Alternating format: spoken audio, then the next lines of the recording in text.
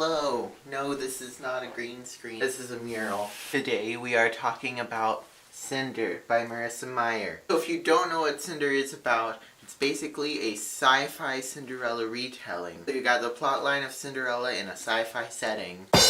I gave this book 4.5 stars. I don't know if I did like 4 or 5 stars in the actual Goodreads review or not, but whatever. I really enjoyed it, although I feel like the hype for it is just like a hair high. I mean, it is really good, but I think like the hype is just a tad much. Like, the hype made me think it was going to be a little bit better than it was. If you like books that take place in a very atmospheric world and it's always keeping you guessing, you would probably really like this. It's a really great combination of fairy tale and sci-fi. I think those two genres were blended together very well in this book. There's some minor language in it. It's pretty good for a YA book. And also there's some minor grossness in it as well. If you're like really squirmy, there might be some scenes in this book you might not enjoy that much. So that's pretty much my entire spoiler-free review of this book. So if you haven't read this yet, it's time for you to leave. Goodbye.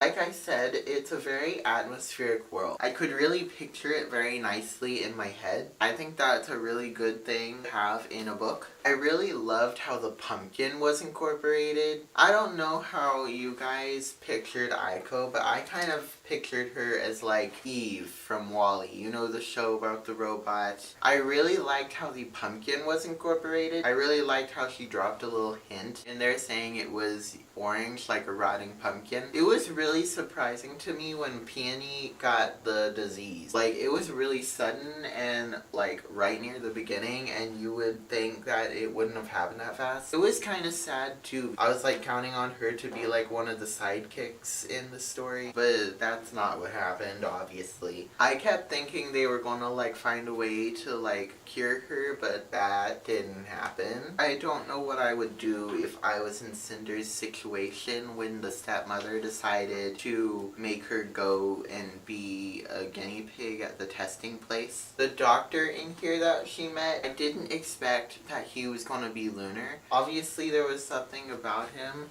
because her lying detector went off when he wasn't even talking, but that wasn't what I was thinking was going to happen. The androids taking out the chips from the dead people was kind of weird. You're wondering who programmed to do that? I first thought it goes to Lavana, but it couldn't be Lavana because she doesn't want Lunars to hide on Earth, or maybe she does and she's pretending not to. Maybe it was probably that person, I don't remember her name, but the Lunar that stays in the palace, because like she's already on Earth and maybe she like sells them to Lunars to make some money. I was pretty surprised when we found out Cinder was a Lunar, and not only is she Lunar, but she was like a lost princess, which that aspect of the story made me think of Anastasia. I'm wondering if Merissa Meyer had Anastasia in mind when she came up with that part. I'm pretty sure that the girl in the little screen thing that was talking to her over the thing was Cress from like book 3. I'm gonna be really surprised if that ends up not being her. My biggest disappointment about this book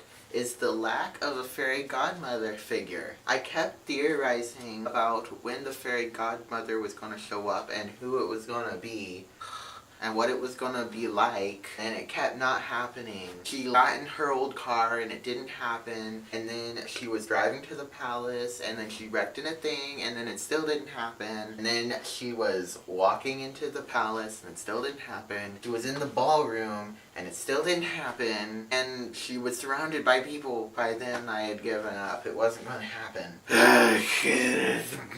I wonder if there's gonna be a fairy godmother figure later. Like, if she's gonna get help from someone later. I kept thinking all different kind of theories. I was thinking it was gonna be Aiko, it was gonna be Peony. I was even thinking maybe the stepmother is gonna have like a change of heart or something. But like, none of it happened. My favorite part of any Cinderella story is the fairy godmother figure. So I'm not happy with this. I was disappointed with Kai's reaction to Cinder being a cyborg. I mean, I can kind of understand his reaction to her being lunar, but I was disappointed with her being cyborg. I thought he had known about it a lot later, like when she fell in the elevator. I thought he had like seen her electronic body parts, and then he just like was too polite to mention it. After finding out that Cinder was lunar, I'm now wondering if all the characters are lunar, because we're 100% sure Cinder is lunar, and we're 90% sure Cress is lunar. And since Princess Winter was mentioned in this, I'm pretty sure she's lunar. So the next book is Scarlet, and if Scarlet is lunar,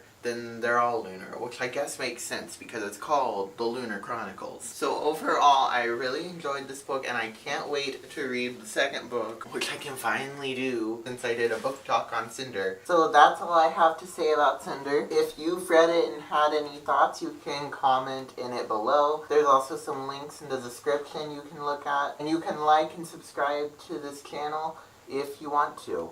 If you don't, then don't. It would be ridiculous for you to subscribe if you don't like my videos.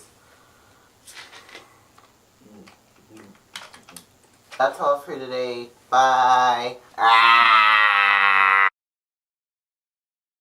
Ooh. Scarlet looks a third bigger than Cinder. Has anyone else been surprised by this? Like, you got Cinder and then you got Scarlet, and after seeing booktubers talk about them and you were like surprised with the size difference? See, Cinder's a lot smaller than Scarlet. I'm wondering if all four of the main characters are Cinder. No. I was disappointed to Kai's reaction to Cinder being Cyborg?